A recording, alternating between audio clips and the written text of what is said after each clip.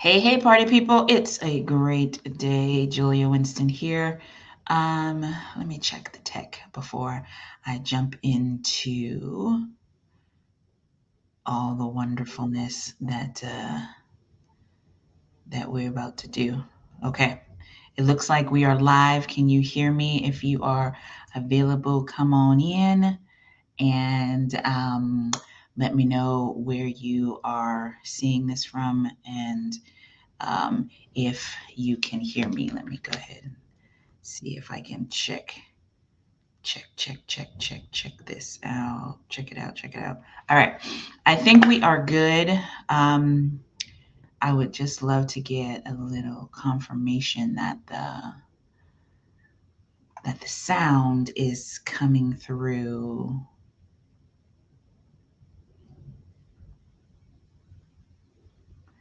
That the sound is coming through.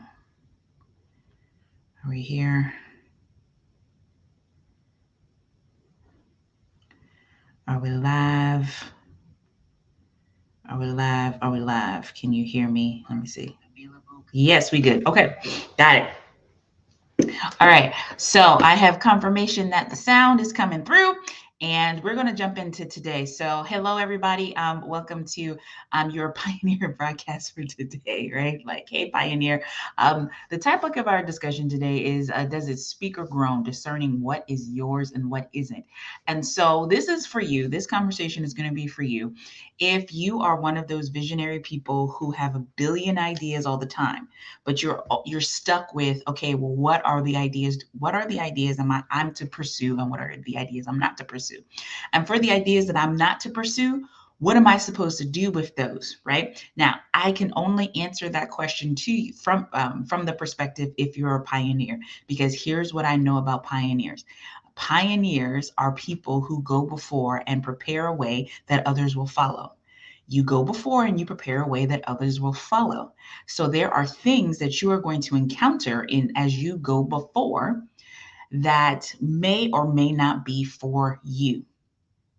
Okay. And so, hey, Sumi, good morning. Good to see you.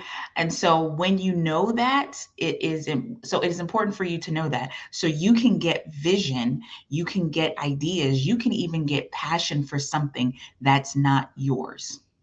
That's not yours. It actually could be for someone else. All right. So that's the premise of today's conversation. So does it speak or does it groan? Right. So I posted something recently about the type of marriage conference that I wanted to see. And so those of you who are on Facebook, you can search that post. It's real simple. I was like, I would love to see a marriage conference that is a Christian marriage conference that is not about wives submitting to their husbands dating their wives or anything of that nature, but something a little more, something more powerful. Anyway, I waxed very eloquent in that post as it really hit me, that I was like, man, this is what I'm looking for. Like who's doing this, right? And inevitably, right, the response was, oh, okay, well, I guess you're gonna be making that. And here's what I had to appreciate about that. Here's what I had to appreciate. So to everybody who was like, oh, that's going to be your next assignment, I could really, really honestly and truly say, no, it wasn't. No, it's not. That's not my next assignment. Um, Now, I can say it now because of what I went through and what I understand about the pioneers development and my own journey into apostolic authority, right? So what, because here's what's happening. Before that would have happened, and I would have been, okay, God, like I have a passion for this. These people seem interested. Of course, when people say they're going to do stuff on Facebook, and they always follow up, right? But these people seem interested. I have a passion for it. Maybe, Lord, you are actually telling me to go do this. How many of you have ever experienced that, right? Like you do something that's just kind of, it's almost like off the cuff. It's not even something that you dive deeply into. It's just something that you mention, and then people respond, and you look around and you go, well, why are people responding this way? Well, if people are responding this way, I should do something about this, right? And that is where I used to operate from. That's what I used to think. That's what I used, and times past, I would have really sought the Lord about, okay, well, maybe you are telling me to do this. And he's not really telling me to do this. What I'm responding to is not the prompting of the Holy Spirit around what my next assignment is. What I'm responding to is the response of the people. And that's important when you're a pioneer. See, when you are a pioneer, you have to understand that when you speak, you inspire. When you are a pioneer, the way you formulate your words, your thoughts, the ideas that you have are inspiring to people. And because you are one who goes to set a path that other people will follow, you will naturally inspire people to create paths that they're supposed to go down. And if you aren't careful, you will take something that groans to you as if it speaks to you and run and do something that you're not supposed to do. What do I mean by that? Does it groan and speak? I was having a conversation with a mentor one time, and I know what I said. I had to learn to discern because the way I operate in the marketplace is that I really am an advisor to pioneers. Y'all are called to do so many different things. And as I look back over my 10-year journey as an entrepreneur and looking at all the businesses and the sectors that I've worked with, I could never narrow it down to a one specific niche, right? My niche is not demographic. I don't work with accountants. I don't work with coaches or authors or speakers or, I work with everybody, right? Because my niche is psychographic, because those people that I work with are on the pioneer's development journey. And so I had to recognize that for myself. So when I was trying to focus in on corporate people, I was trying to focus in on one specific business sector or one specific thing. It never fit for me because that wasn't what I was supposed to do. What I recognize, though, is that I have 7 sectors, 7 industries, mountains, if you want to call them, spheres of influence, that I know that I have influence in. And I also know that when and everyone who has come to me has been in one of these 7. Like the majority of the clients who have paid me money to do things have been in one of these 7 categories. Okay. And I recognize that very, very quickly. But what I also recognized is that there were certain categories that spoke to me. So, for instance, leadership development, that spoke to me. Financial spaces speak to me. Education spaces speak to me, right? Like these are things that literally speak to me. Like I will hear it. I have there's a reception that I have for it, and it communicates, right? I don't know if you knew this, but all things communicate, right? Because if God can speak to all things, then things have to be able to hear, the voice of the Lord, so that, the scripture talks about rocks crying out. Okay, so if God said rock cry out, then the rock had to have an ability to hear, perceive the instruction of the Lord in order to respond back. Okay, so when I say hearing and speaking, I'm not talking about English. I'm not talking about ears. I'm talking about the perception, the ability to perceive and pick up, and the ability to communicate out. All right. And so the question is, does it speak to you or does it groan to you? So there are things that you will encounter as a pioneer that will speak directly to you. You will get very clear, crystal clear instruction from it. You will get very crystal clear perception for what it's supposed to do. Right. And it will continue to speak to you. It won't just speak to you once, it will continue to speak to you. So you'll have to, it's almost as if you can't ignore it. It'll come up and then you might push it away and it'll come up again. And you're like, what is this? And you have to actually go and investigate that, because all creation is waiting for the sons of God to be made manifest, right? Because we are to partake in creation's development and bringing back towards God. Anyway, so when it speaks to you, it's clear. You perceive something deeper in that business. For me, it's business. So I perceive things deeper in business, especially in the categories that I know I'm called to. I perceive things deeper in business than I do other places, right? I perceive things deeper, and the things that I perceive deeper, they are designed to move in a different fashion, and they stay with me. Then there are things that I say groan. Now, because of what I do as an advisor to you as pioneers, there are things that groan within me that are not mine to carry. There are things that groan in me. So when it groans in me, what I've learned along the pioneer's journey, and I'm trying to encourage you on this too, when it groans to me, it's almost like it's speaking underwater. right? There's something that's speaking very clearly. It's coming through a microphone. I can hear it. But then there's something that's speaking underwater and you can hear a gurgling. I'm just using this as a, a visual picture so you can understand, right? There's a gurgling, but you're like, but what is that? What is that? There's a gurgling. What's happening there?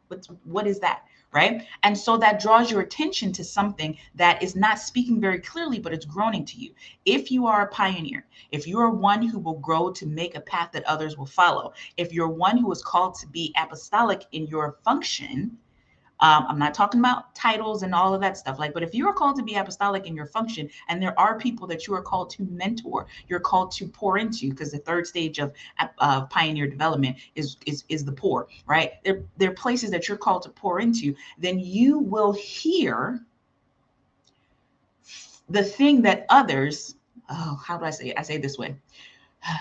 When it groans to you, then your assignment is to find who it speaks to and what your assignment is in their life.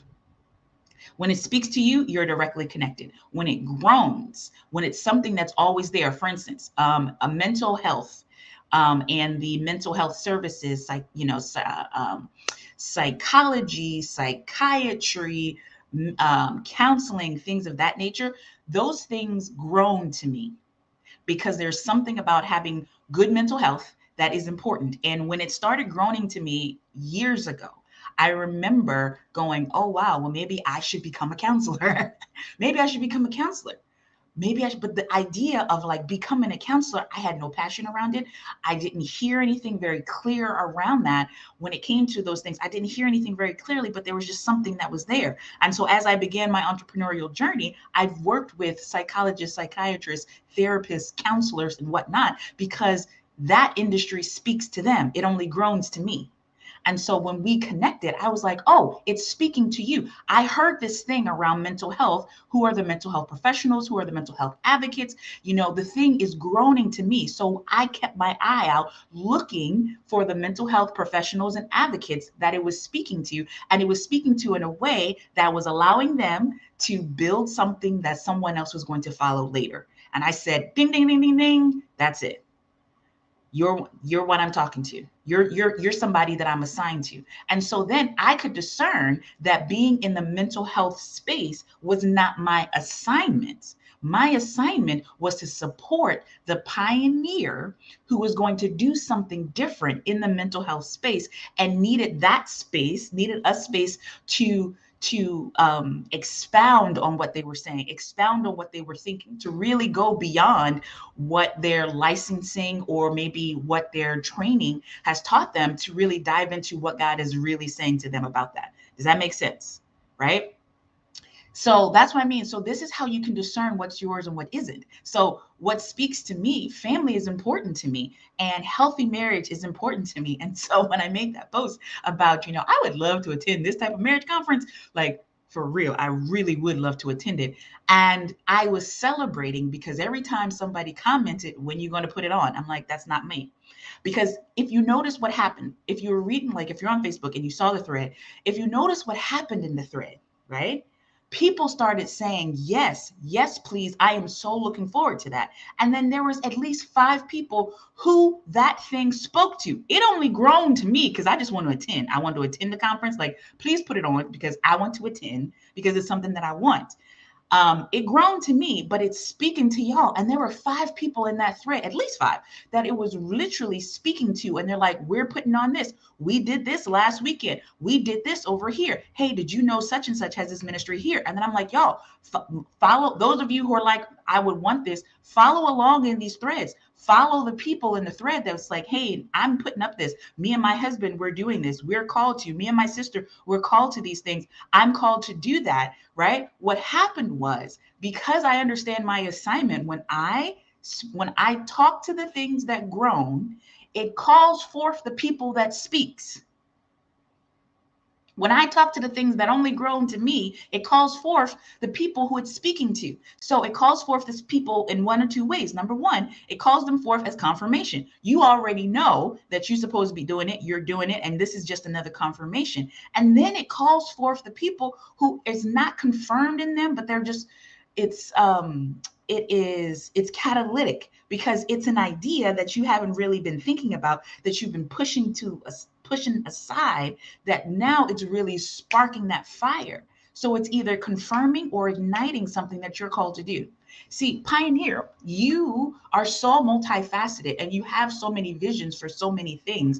And your ultimate journey destination, like your ultimate destination, is really get to this place where you can mother and father and you can mentor people in the spirit for the things they're actually called to do. How you do it is very distinct to you, but you have to understand what you carry.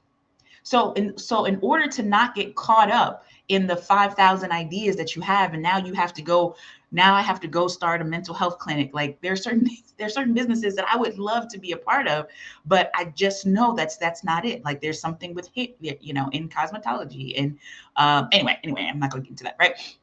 But now that I know the difference between what speaks to me and what groans to me, I know what to look for. When it speaks, I'm actively participating in it. I have a foothold. It's my level of authority, right? I think the scripture talks about, I think it was Paul, and it says, I'm not going to boast in any other man's work, but those of you who are called to me, oh yes, I'm going to boast because you're mine. You belong to me. Right? And if you look at apostolically, apostles were sent ones, and they were sent to a specific place, space, or grace, is what I call it. They were sent to a specific place, space, or grace. So they were either sent to a specific location, they were either sent to a specific people, excuse me, or they were sent with a specific grace. Okay. And so that's what I'm saying to you. So you have to understand. So what I do, what I had to recognize that I do when I show up in the ways that I show up, I'm like, when I and say, hey, y'all, what's going on? I am looking for people things are speaking to. And then go, now talk to me about, and then I just lean in, because if I hear in your journey how the thing is speaking to you and everything that you're saying is clicking because I understand the pioneer's journey, then I say, hi, I'm Julia. You and I might want to have a conversation because you're probably feeling X, Y, and Z. And some of you are on here and you know this. I have done this to you. I have slid into your DMs and be like, hey, you're not crazy. I just need you to know that you're not crazy. What's happening is something that we don't speak of a lot, right? So when you are a mother and a father in the kingdom, and you are in business and you hear things, it might be somebody you're connected to that you're supposed to mentor, that you're supposed to be in their life for some type of way, even if it's not a mentoring engagement, even if they're not looking at you that way. Does it speak or does it groan? If it speaks to you, now those of you who are like, Julia, I have multiple things speaking to me, right? Okay, what's speaking the loudest? Because if it's speaking loudly, then there's something that it's supposed to be, that's what you're supposed to be paying attention to.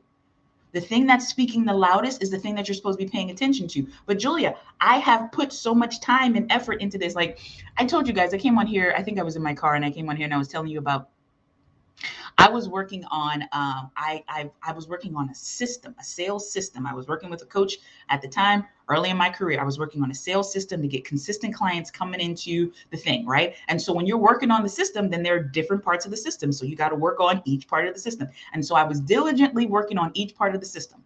And this was several years ago. But there was this thing that kept speaking to me very loudly back then. And it was, I felt like I needed to do something on prayer. Now, this was 2015, 2016, 2015, 2015, 2016. I needed to do something on prayer. I was working at that time, I was an executive coach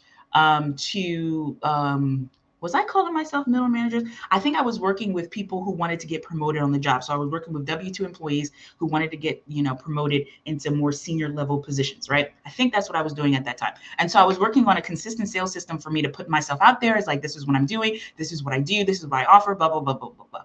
But then there was something that just kept speaking that would not go away. And it was this thing, and I called it in 2015, the Power Prayers for Work Challenge. And you can go back in my timeline and look at it, like the receipts are all there, right? Like it comes up in my feed every year, and it was called the Power Prayers for Work Challenge. And there was something about this. And I remember going, okay, I know I have an appointment with one of my, I have an accountability appointment with one of my coaches in the program that I was in at the time. And they were going to be checking on my progress. And I was like, I got to pause this and I got to do this thing over here, because there was something about prayer and business, and something about prayer and work that would not shut up in my spirit.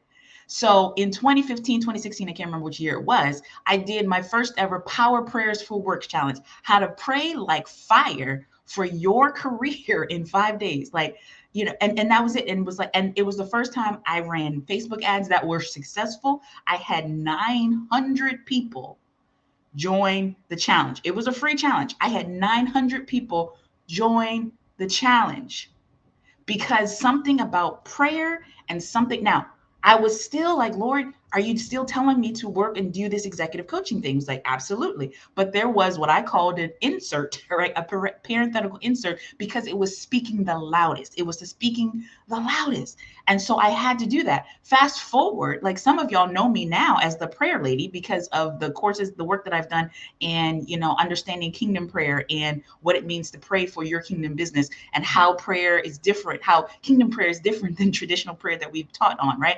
Like that's how some of you know me now. But back then I was like, Lord, I'm doing a couple of things. And when that thing spoke loud, I said, okay, well, this is the loud thing that's speaking. I have to go do that thing. And there was a reason for it. So those of you who are like, several things speak to me, get really quiet and discern what's loud. If it's speaking loud, then that's the thing that you're supposed to be doing. If it's groaning, if it's like, man, that's an idea. If it's almost like in your ear, like I'm feeling the sensation right now, like, when your ear gets clogged on a plane, or you get some water in your ear and it gets clogged, like, and you're listening through that clogginess, it might not be you. It could be somebody you're attached to. It could be somebody that you are called to, whether that person is an employee, whether that person is a vendor, whether that person is a client. It could be someone that you're called to, that you are hearing and perceiving the thing that they're called to. And so that it's speaking to them. So when you go and talk to them about the thing that's speaking to them, you're getting insights. You're getting confirmation for the insights that they've already gotten, but they're not confident enough to say, is this a thing? Do you see what I'm saying? Does that make sense? So I just wanted to share, like, this is how you discern what's yours and what isn't. So when I put that post out there, I was like, Lord, I have to come and I got to talk about this because I recognize what's happening. So this was not me faking humility. No, I'm not going to do that. Oh, no, I'm not faking humility in it. What I'm calling forth is the pioneers of a different type. There is a kingdom message when it comes to marriage that is so, like, I feel the yearning of the people to say, please, please, please, please, can we stop blaming women for all the mistakes of their men? Yeah, I said it. Can we have a conference where we're not blaming the woman for all the mistakes, blaming her for letting herself go and now he's not attracted? Can we have a conference where we're not talking to men about the addictions that they are, mired in, and how to get free from that? Like, there are places and spaces where that, I think somebody even commented on the post, like 6 years ago, she needed a marriage conference that was about learning to submitting and healing from things and all this. It was like 6 years ago, I needed that. But now here's where I am, and I need something different, right? So congratulations. I believe, and I hear me. I'm not belittling. I'm not trying to downplay. We need those places that get people healed. Please get healed get healed, set free, understand new coping mechanisms, and rewrite pathways that were different than the places and the spaces that your families of origin came from. Understand, like, do all of that, do the work to get free. But when you get free, then what you get free for? Because there's something else on the other side of that freedom. After all the heart healing, after your heart is healed, then there's something else. And so that's the thing. It was like, I'm just calling forth that something else. I'm just standing in who I am and what I do and how I present myself and how I operate here in the world, and just call that thing forward.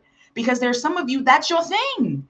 And you're trying to, let me talk to y'all, some of y'all, who that marriage thing is your thing, but you're trying, and you're struggling with it because you're trying to put that marriage thing that's new in a box that's old so that the people can receive it from the way that they're used to receiving it. And I just want to say, stop it.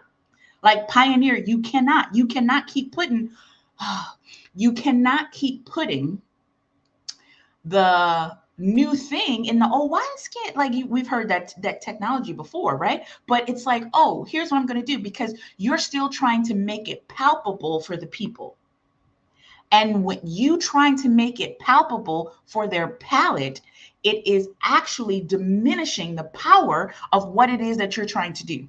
How about this? Speak powerfully. Okay, because the people, when you speak powerfully, that will resonate, and it will be tasty to the people that are ready for it. You trying to make it palpable is for the people, they're not even ready for it. Ask me how I know. Ask me how I know, right?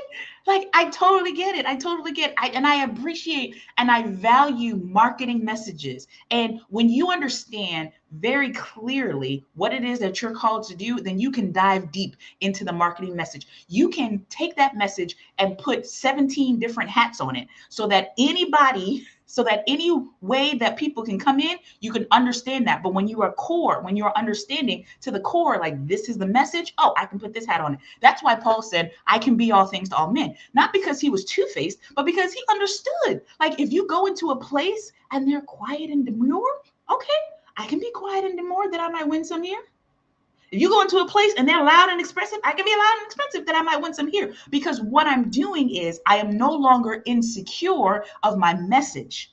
When you're not insecure of your message, then your methods can vary. When you're insecure with your method, with your messages, then you will look for the methods to validate your message. And that's not going to work, boo. When you're insecure with your message, you will look for methods to validate your message, and that's not going to work. When you're secure about your message, then you can put your message in any type of method and it still resonates. You can just choose. You can, when you're so secure about your message, you can give it to somebody else and they put it out in that space that they can do that. Do you know what I mean? Like, I'm just saying, like, I just want to help you because you're struggling, and you're not struggling because you're a bad person. You're not struggling because you're inconsistent. You're not struggling because you don't know technology or anything of that nature. I'm just saying there is a method. You have go all in on the thing that God has said inside of you. And you don't need 2,000 cosigners. No one has to cosign your greatness. You are already great, and the thing that God has placed on the inside of you is great, right? You just need to build confidence around that thing because nobody else is doing it. That's why you're a pioneer, right? That's why you're a pioneer. And it is a hard, as rewarding as it is, when you are in the weeds of it. The reason I got into pioneer, I just call it like pioneer advising, right? Because there's different stages in your pioneer journey where you will need a coach, you will need a consultant, you will need an advisor. And sometimes those things mix, but I understand the various different parts. And so I'm like, man, just kind of pushing, like I understand how those parts intermingle, right? But what I want to get to you is like, hey, if you're a pioneer, and people have said to you, you have to choose one thing. And the Spirit of the living God is like, don't you dare follow that. Because those people who say choose one thing, they're not incorrect. For a different audience, they are 100% correct. But you have to understand what God is doing in you. There's an acceptance level of yourself that you haven't quite accepted, or accepted the thing that you're called to do, or accepted there's a level of acceptance that's just not there yet. And you are trying to make it acceptable externally before you've accepted it internally. And that's just not going to work. It's just not going to work. It's just not going to work. So, was that helpful? Is that helpful? Is that helping you? Right? And so when you are looking for, and I was talking to my husband the other day, this probably should be another post because this has gone longer than I wanted to, but that's what I do. I was talking to my husband the other day and I said, oh, man, I recognize something. And what I recognized was this. Maybe I'll do that. That's going to be, if I go there, that's going to open up a whole other can of worms. Okay. Should I do another post? I think I should do another separate post. Let me know in the comments. Should I do a separate post about how we we try to make our practical people our spiritual advisors, and it never works. I should do another, that should be a whole other, that's a whole other conversation. But because here's what happens when you try to make your practical people your spiritual advisor, it doesn't work. It's not that they're not good people. It's not that something's wrong with you. But as a pioneer, the person that you're supposed to get some practical help from is not the person who is going to help you with that pioneer journey. Like, should I just make that? That should just be a whole other post. That should just be a whole other. That's what we talk about next time. Next time on Hey Pioneer, we're going to be talking about that. How to not make your practical people your spiritual people. And yeah, we're going to get into all of that. Yep, that's just going to be next. Okay. Krista says, yeah, let's do that. That'll be next. That'll be a whole other post. We'll do that one, right? Because listen, when I say I get you, when I say I get you, I get you. I feel you, I feel you at night. Pioneer, I feel you. I feel you in my heart because I say what I say. I present myself the way I'm presenting myself because there's things that you are supposed to release. Other people are going to follow. There are things that you're supposed to release. But depending on where you are, you need support. And I don't mean a personal assistant, a Facebook ads person, or something of that nature, right? There is some spiritual deep support that you need. Okay. And if you have someone in your life who can do that for you, please, by all means. They have the understanding of what you're going through. They have the language, especially for business folks. Okay. Because here's what I understand too. There are people, this has been done in ministry and churches all over the place, all over the world, right? If you're called to a traditional ministry, there are resources and things of that nature for you all the time. But when you are called to something, to pioneer something in a business space, in a government space, right, that is spiritual in nature, but may manifest in different spokes that may or may not be spiritual in business or in government sectors and whatnot, you really need to be listening to the people who have an understanding and are actually called to those spaces. Some of us, and I say us because this was my thing too, you are listening to prophets and spiritual mentors whose grace, their space, their sphere of metron, their sphere of influence, right, is in the church. And you're listening to them and that's where they're supposed to be. They're supposed to be in the church. And then you're trying to take what they're saying about the church because you were part of the church too. And then you're trying to apply it into the business and it's getting lost in transition. You really need to be listening to the business voices who understand the spiritual concepts and how those things need to be poured out into the business space or the government space that you're called to. Okay, because church people will always want to try to make everything church, but business is not church. Government is not church. Kingdom works everywhere. So the kingdom of God can work in government, can work in business, can work in church. Church things only work in church. Please be listening to people who have the wherewithal, the spiritual understanding to be there for you. And here's the other thing that I recognize. Oh man, this is going a lot longer. That's going to be a whole, I'm going to make that a separate post. But the other thing that I just wanted to say before I close this thing out is I want to encourage you to not be so skeptical when people are trying to help you. So many times I reach out and it's like, I don't have, because I know what I'm called to, and I'm still trying to, there's certain things that I'm trying to figure out. Don't be skeptical about people trying to help you, because there are people. That's why I got into advisory boards, right? Like I think I put it on my post around the marriage thing. I was like, it's not my call, but if somebody wants to set up an advisory board, I'll be on the board.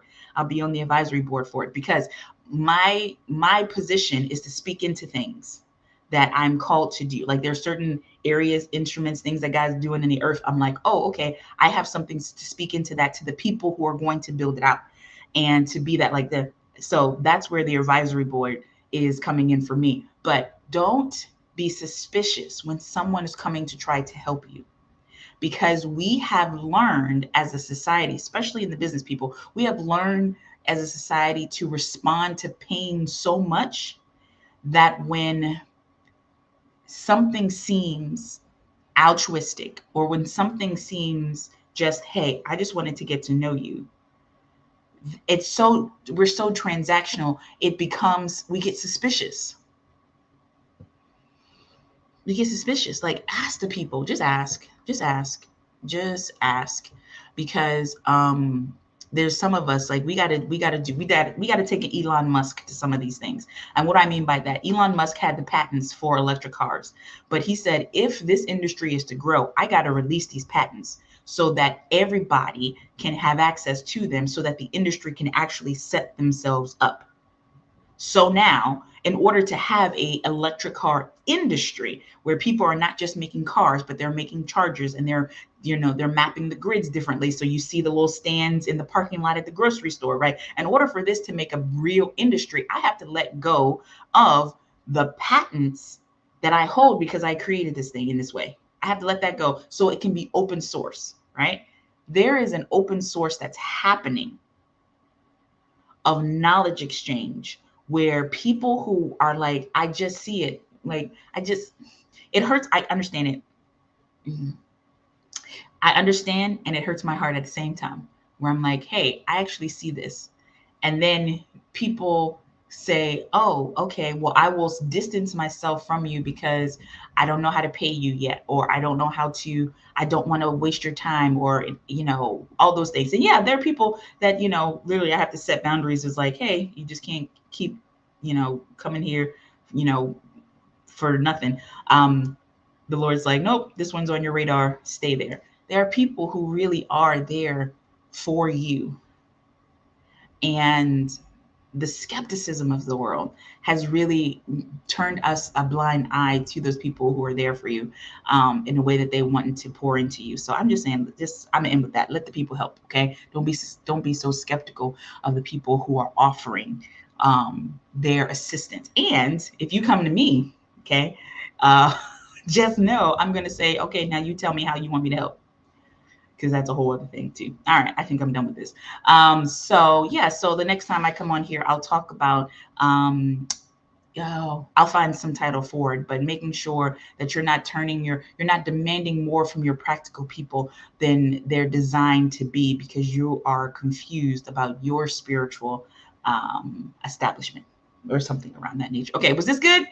Was this helpful? Share it with somebody you think is going to be helpful to you. Again, I'm Julia Winston, and I'm the Pioneers Coach Consultant Advisor, right? If you are in this space where you're trying to figure out what's next for you, then hit me up. Like, let's have a conversation about what type of support you need as a pioneer. And we will begin that process. We will begin that process. All right. Until next time, y'all have a great rest of y'all day. Bye now.